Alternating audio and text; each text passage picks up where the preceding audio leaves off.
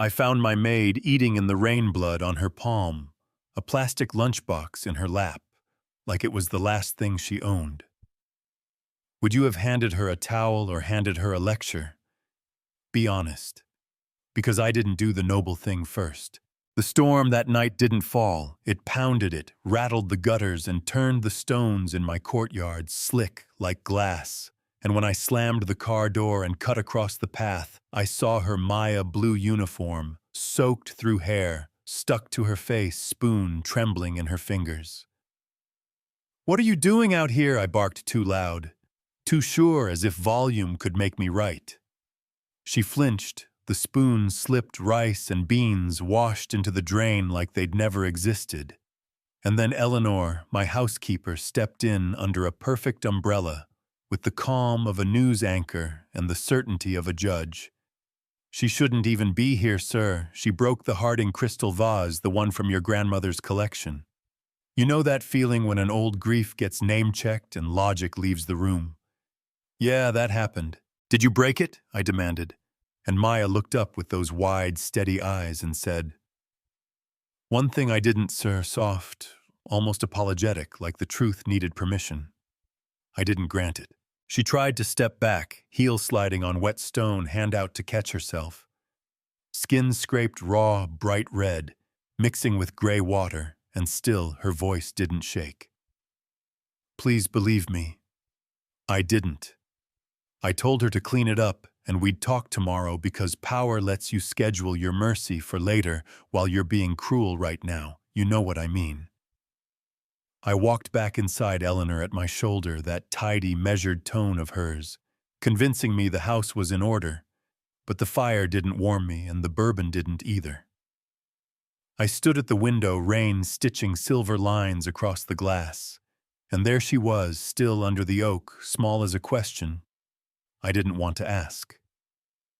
Why didn't she just come inside? Because doors don't always open for the people who keep your house standing. A quiet knock. Henry the gardener, older than the hedges, and twice as steady cap, dripping on the rug, a tiny USB wrapped in a plastic bag in his hand like a relic. "Sir, I think you should see this before you decide anything about Miss Williams." Backup camera by the east corridor. He installed it himself. Eleanor didn't know. I plugged it in, and I swear I knew before the first frame loaded my chest was already in freefall. Grainy hallway. Eleanor's elbow clips the pedestal. The vase wobbles once, twice, then explodes into light across the marble. Maya enters a beat later, confused, careful, and Eleanor turns, finger out, mouth tight, the choreography of blame. No audio, but you didn't need it. Then Eleanor's hand on Maya's arm, not guiding, pushing, toward the back door, toward the rain. Time stamp 5:47. The mantel clock said just past 7. She'd been outside the whole time. I was in a warm room pretending I was the adult in charge. I took an umbrella and walked out into drizzle that felt like a cheap baptism, not holy enough to fix anything, but better than nothing. "Maya," I said, quieter than before, "you're hurt." She glanced at her hand, dismissed it the way people do when pain is a daily expense. "It's nothing." I watched the footage, I told her. I saw everything. There's a moment when someone's spine relaxes, but their face doesn't, because they've waited too long to trust it, and it passed over her like a small tide. "I tried to tell you." No anger, just fact. I draped my coat over her shoulders. The fabric swallowing that thin uniform took her into the kitchen, washed gravel from her palm with the softest towel I could find.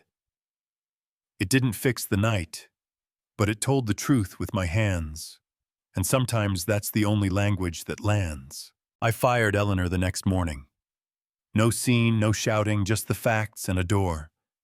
She told me I'd regret it, and I told her I already regretted something, but it wasn't this. Then I did the thing that mattered more than one firing. I gave Maya keys and a desk in the East Wing.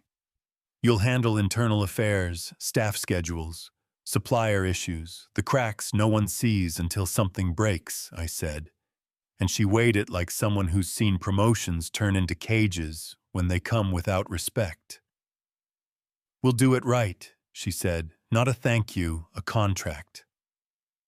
That's when I understood I wasn't saving anyone. I was finally letting the right person lead. Culture doesn't change with a speech, it changes in hallways. Maya walked the corridors with a notebook and a steady voice.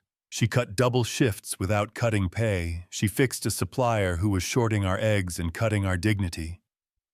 She asked the cook what she needed instead of telling her what she'd get.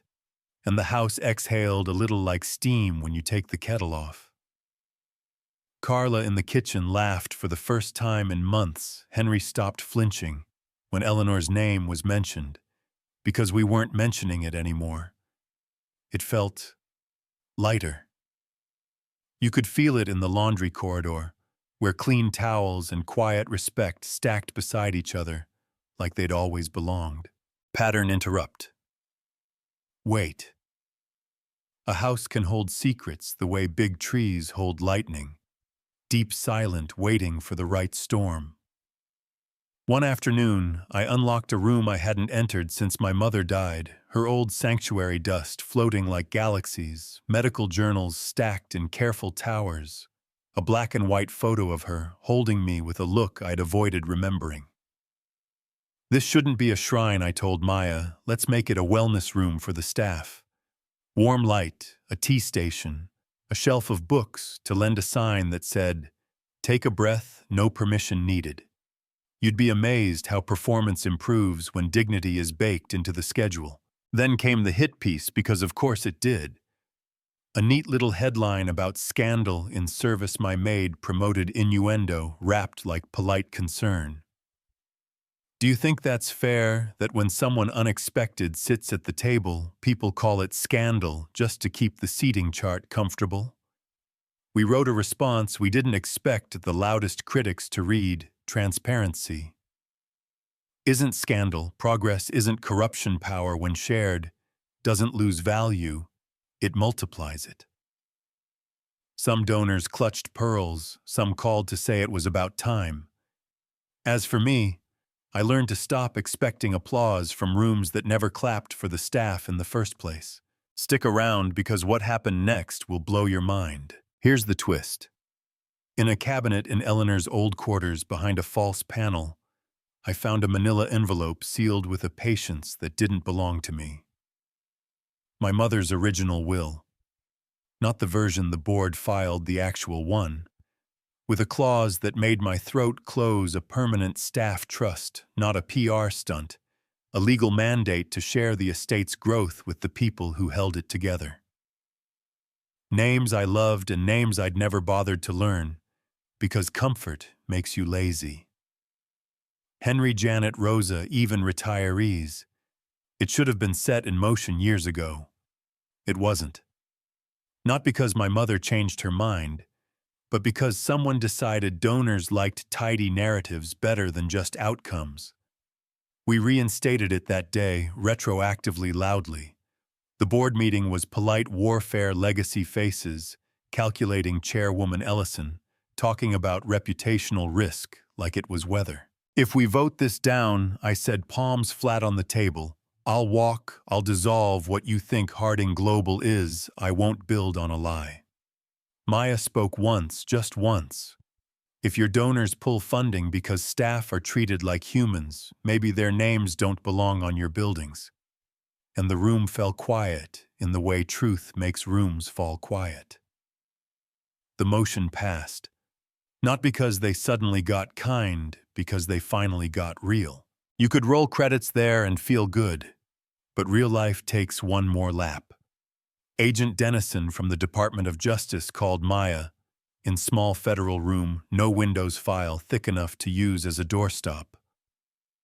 "We believe you're a key witness," she said, "fraud tied to the old foundation apparatus over a decade offshore. Accounts shell charities, grant money that evaporated." I felt something cold crawl up my spine, not just because of the crimes, because of the names under the signatures. Eleanor Ellison. people who had been in our halls shaping the story. Then Dennison slid one more page across the table, a ledger entry that almost made Maya laugh out loud in disbelief. Maya W., $40,000. Staff settlement. Silence clause signed. That's a lie, Maya said, and Dennison nodded. Exactly. A paper ghost. Something they could pull later to say you'd been bought if you ever rose. Imagine building a trap for a future you're afraid of. That's what control looks like when it gets scared. We went home and opened a hidden cabinet in the library with a small brass key Maya had pocketed months ago because she pays attention to things I treat like decor. Inside, rows of leather journals, Eleanor's voice in her own handwriting, cool, efficient, sometimes cruel, sometimes scared. One line hit me like a confession no one meant to make public. Maya Williams watches everything. She's steel you can't own. You can only delay. That was the whole strategy delay, her delay, the truth delay, the moment the house would have to admit it was standing on people, not marble. In the garden under the oak where the first rain found us, we set the forged ledger into a shallow fire bowl and lit it. Not a spectacle, not revenge, just paper choosing ash over another decade of harm. Reclamation. Sometimes justice is loud, sometimes it's the quiet decision to stop letting a lie breathe. The courtroom was cold and bright, and full of microphones pretending to be curious. Janet, gentle, precise, the woman who knows which towels last the longest, walked to the stand and said she'd signed papers she didn't understand because surviving felt safer than truth. And I watched 1,000 armchair judges lose their certainty for 1 minute. If it were you with rent due, and a kid who needed shoes, and a boss who could turn off your lights with one phone call, what would you have done? Be honest. The judge ordered restitution from our family trust, installed an independent ethics board named Maya, a protected whistleblower. Reporters called me a redeemed son. I tuned it out. We had work to do. We turned the East Wing into long-term suites for foster kids in transition. Not rows of cots, real rooms with soft lamps and names on the doors. Daniel came first, 5 years old in a dinosaur shirt, 2 sizes too big, clutching a drawing of 2 stick figures under a giant sun. He found Maya like kids find water crawled into her lap, fell asleep mid-sentence. And I stood in the doorway and thought, this is what inheritance should feel like. We built a portrait wall where oil paintings used to glare black and white photos of the real heartbeat of the house with quotes they chose underneath. Henry's read, "Every seed I planted here grew something bigger than I expected." Carla's said, "I stayed to make noise, not to be quiet." Janet said, "Kindness folded the sheets cleaner." We rehung my mother's picture too because honesty means telling the whole story, not erasing the chapters that make you wince. And then I signed over what people once told me defined me. The estate's daily life became the Williams House Project, a sanctuary for staff families and kids who needed stability more than they needed our old reputation.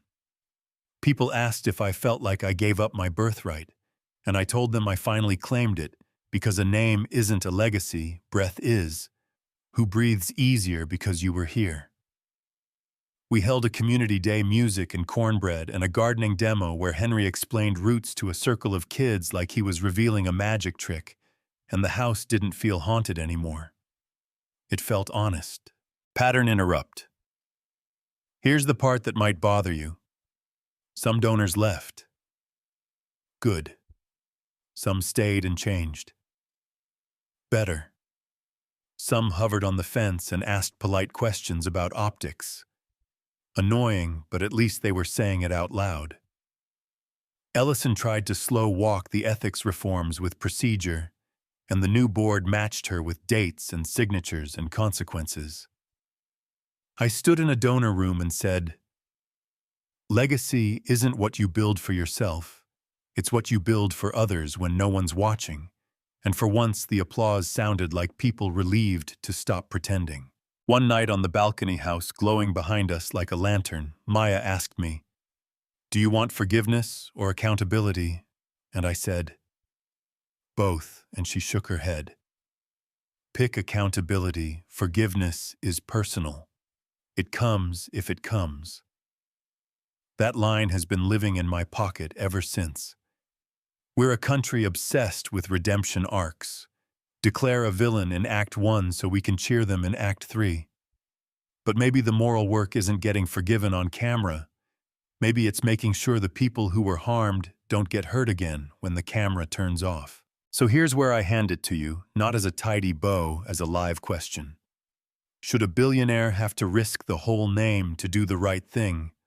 Or should the right thing never have required that kind of drama? Can power be used ethically without being shared? And if you think so, how? Is a promotion justice or just optics if the structure stays the same? And when you picture a woman eating in the rain, do you reach for policy first, or do you walk outside with an umbrella? If it were you, what would you have done? We stood under that oak again, the night the first kids fell asleep down the hall. Little sparklers making comets in the dark, staff leaning on each other like family. Because they are, and I raised a glass and said, "To the unseen and the unstoppable," and someone shouted, "To Maya," and she rolled her eyes and said, "To the ones who stayed," and the echo came back like a promise. The house behind us didn't look bigger, it looked braver. I think buildings carry memory, and I think they can learn to love again if someone teaches them how. Tell me where you're watching from. Tell me the moment you realized your house, your company, your school needed a different kind of leader. Do you think I gave up too much or not nearly enough? Push back if you need to share a time you saw someone in the rain and actually sat beside them. Drop your story in the comments, argue the ethics with me. And if this hit you, share it with one person who still thinks transparency is a scandal. Subscribe for the next true life chapter hit, like if this house felt lighter by the end. And keep the comments alive because change doesn't grow in silence. It grows where people are brave enough to talk.